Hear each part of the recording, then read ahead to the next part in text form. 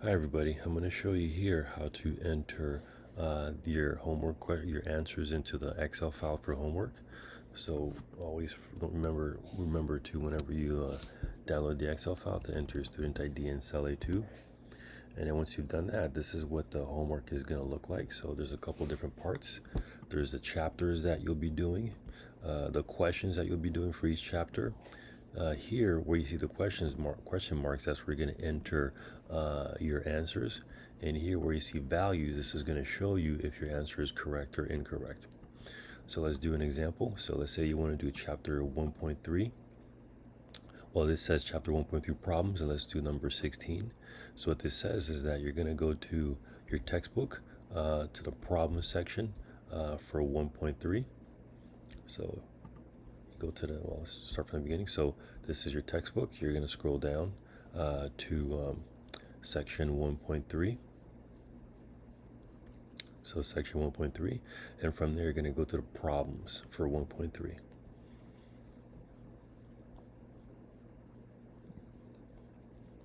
So problems 1.3, and we're going to do number 16.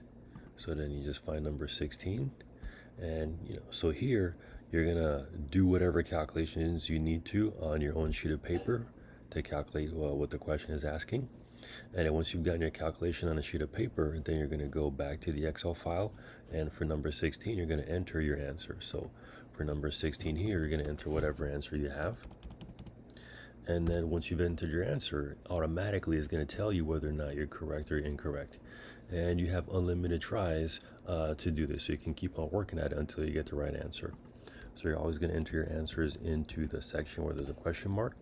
And then for each section, so let's do another one here. So let's say you want to do chapter 1.5 problems number 58. So that means that you're going to go to your textbook. So you're going to go to section 1.5 problems. So section 1.5, and you're going to go to the problems.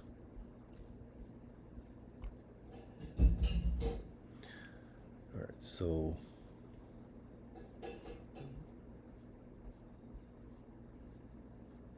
yes, so there it is. So 1.5 problems, and from there you're going to do number 58. So you're going to identify question number 58. And right there's number 58. You're going to do a calculation on a separate sheet of paper. And once you've gotten your answer, then you're going to enter your answer over here where you see the question mark. And it'll tell you whether or not you're correct or you're incorrect. Something else to pay attention to when you enter your numerical answers is that the homework questions may give you, different sets of units, but in the Excel file, make sure that you convert your answers to the units that are listed here. So whatever units are given in the particular homework questions, always do the conversions and convert them to the units that you see on the left here in order for you to get the right answer.